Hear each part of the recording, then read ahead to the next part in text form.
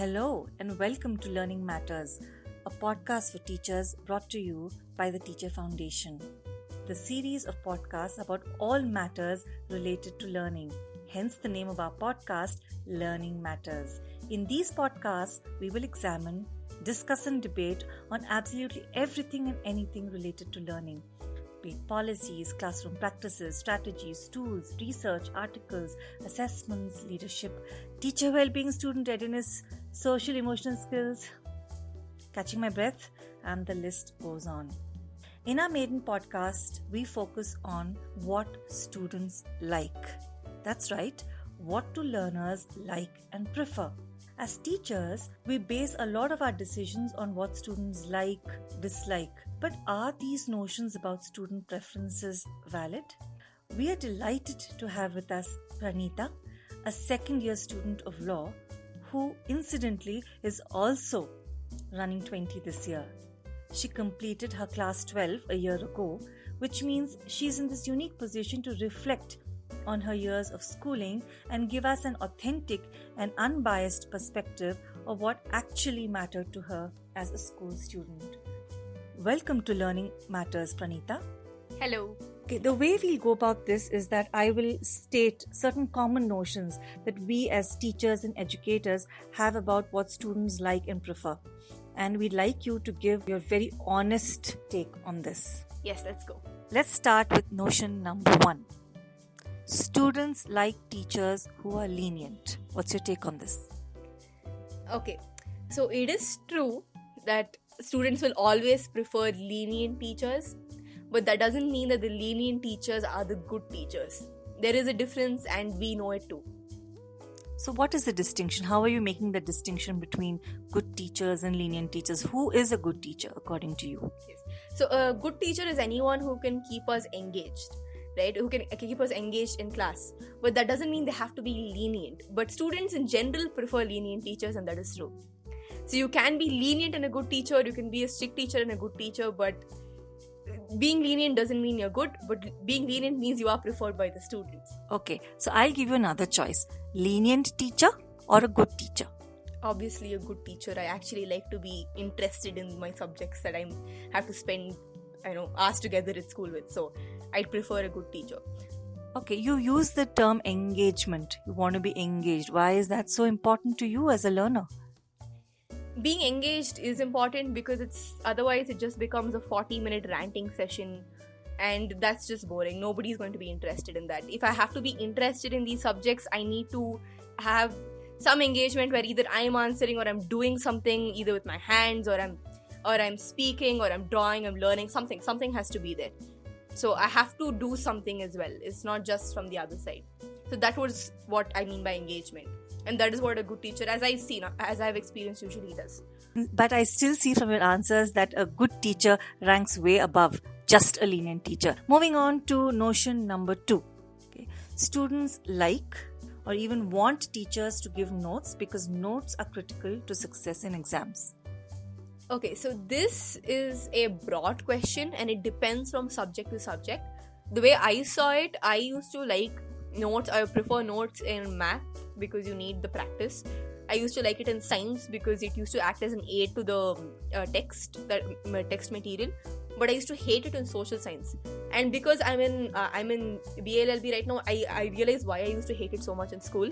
Because all they used to do is mark the answers from the textbook and make us rewrite it in the notebook, which made absolutely no difference. Nobody cared about this. It helped no one. It was just a burden to do, right? But in science, when they used to give us something either outside the textbook or an aid from maybe some supplementary text, that's what some of my teachers used to do. They used to give us notes from supplementary text apart from the CBSE books. That actually used to help because it used to give us a broad view of the subject, whatever we were learning. In English, I used to like notes as well, but I only used to like it when I used to write the answers in terms of literature, obviously, right? Because then I could think about it and I could do something. It was something for me to do in that class, and I really liked English. That was one of my favorite subjects. So I used to love it when I could write. So I would say notes are helpful when you know what is the use of it, right? If it is an aid, then you will structure it in such a way. At least that's what I've seen so far. And those kind of notes are very helpful. Like in science, But if you're a social science teacher, please do not mark it in the textbook. That is absolutely abysmal. It helps no one. Okay, so let me understand what you're saying a little more. See, when it comes to maths, I think what you're referring to in terms of notes are your practice sums. Yes, absolutely. Okay. But I think in all the other things, I think when you said social science, where you marked it and you just copied it, or the other kind of notes wherein teachers dictate questions and answers, do you find that helpful? Did you ever find that helpful? Personally, I didn't. I can't speak for the others, obviously, but I didn't find it helpful. But in social science, you're supposed to think. There is no thinking involved if I'm just sitting and marking it in the textbook. There's no thinking involved if I'm just sitting and rewriting it in a notebook. It was just a burden. It was nothing more, at least for me. Okay, and what you said about English was also very interesting, where you said you liked constructing answers. That is, you came up with the answers. The questions came from the teacher, but the answers were from you. Then it means that what you wanted was just the answer or the feedback to the answer, right? That was, I think, what made sense to you. Yes, absolutely. The feedback to the answer was very, very important, because I knew what I was doing right, what I was doing wrong, and what I could improve. Especially in English, at least in CBSE, they used to focus a lot on our writing skills in our exams. Right? It can be writing a story, whatever, notice, whatever it is. So for that, having good feedback on your writing was important. Because what usually happened in, at least in my class, I was very lucky to have a good teacher who used to do this. But in my other classes, they used to just give the answer. And in the exam, as a student, when you were supposed to write an answer, you didn't even know how to write, because you've never written before, right? And that practice is crucial. Especially this is crucial when you go out of school. Because I'm in law right now, and all I do is write papers. And you have to know how to write. You have to know how to put your points across in the most efficient way possible, in the most engaging way possible. And that is a skill you develop over time. And that's what I used to love about English, because I used to do that. Or my teacher used to make me do that. But not everybody has that, but I think it should be there. Again, I think this is a very interesting take.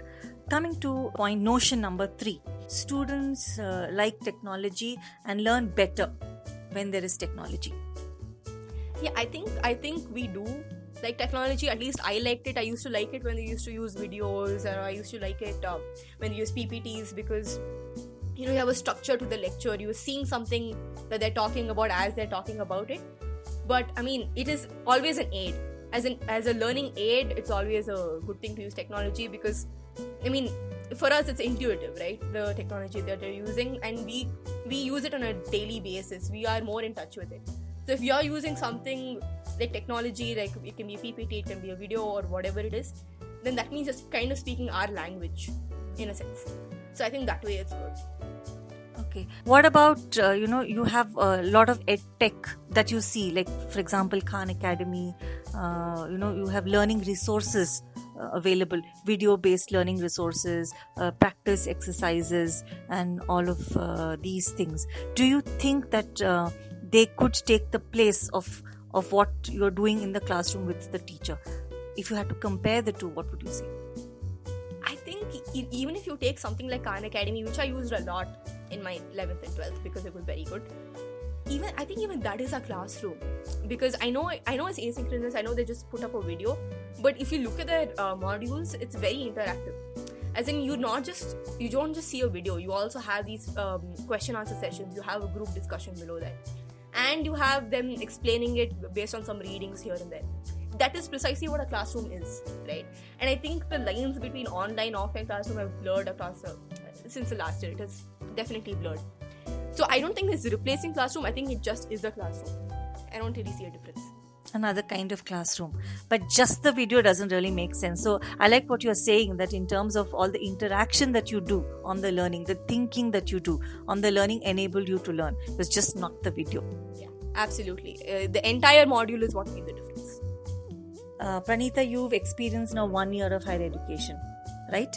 And 12 years of schooling. So how has your schooling prepared you for the rigors of higher education, particularly in this kind of learning scenario, where you are actually forced to learn online, by yourself and from home? What do you think? How has your school equipped you? Honestly, I think the stuff that school focused on as important just turned out to be not important, and all the things they said was, supplementary or ancillary to the schooling process is what made a difference. Because right now I'm in law, right? So for that, my writing skills and my speaking skills is what makes a difference from my first year. It doesn't matter which year you're in, and that was not really focused on in school. It was more about learning or listening that was focused on in school, right? So it can be group work, or it can be working with other people, or it can be speaking in front of a huge group of people, or writing in such a way that you're expressing yourself well. School didn't really prepare us for that, or they didn't focus on that. It was some kids who learned this, like I used to go to some competitions here and there, so I used to get it, or some of my friends went to months or whatever, so they developed those skills. But it was not a priority, and I think it should have been, not just for me as a law student, but it can be any kind of course for that matter. Even if you're going to commerce, even if you're going to science, presentation, writing, these are basic skills that everybody should have, and they don't develop it in school. You have to develop it over a period of time, and they don't do that. They just either expect you to know it, or you just don't know it at all, right? And especially they didn't help us with is HOTS questions, which made a huge difference to all of us in all our competitive exams, which is basically there in every career you take now. It doesn't matter which, even commerce has it now, right? And HOTS questions are very important because that's what they test. And in the competitive exam, all they ask us is HOTS questions, which maybe was 1 or 2 questions in our schooling. So that is why people go out, and I can't blame people for going to tuitions, right, outside school, because you need somebody to help you develop this skill, and school didn't really do that. I think, very, very insightful comments, and something for all of us teachers and educators to think. Thank you, Pranita, for sharing, for being so honest and sharing your thoughts so candidly. And I think what you're saying is worth reflecting for all of us educators. And the points that stood out for me in this discussion, I think more than the notions that I brought up, what I've understood from Pranita's responses is that learners like to be engaged during learning. Learners like meaningful use of technology. It is interaction that that learners like. And again, learners like feedback. Learners like to be challenged during learners like to think, and learners want skills to be able to cope up with higher education. Thank you all so much for listening to Learning Matters, a podcast where we discuss all matters related to learning. How did you feel about this podcast? Do you have any ideas or questions? Do share them with us on TTF app and discuss with us using that discussion forum. TTF will be back with another edition of Learning Matters shortly. Don't forget to tune in.